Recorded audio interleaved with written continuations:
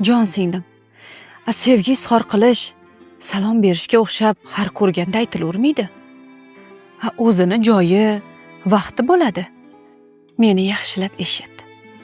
Ba'zan sevgi so'z bo'lib aytilmaydi.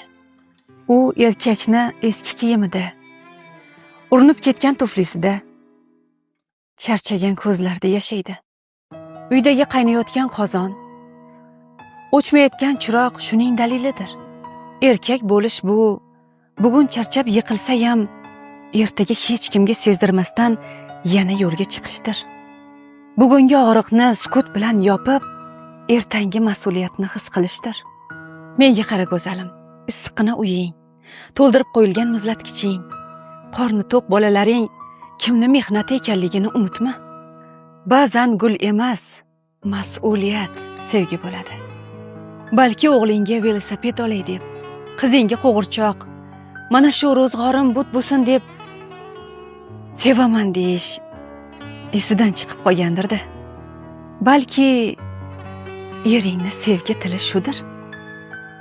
Sevgi faqat so'zlarda yashamaydi. Ba'zan u jimlik ortidagi fidoyilikda yashaydi. Uni eshitish shart emas, uni ko'ra bilish kerak.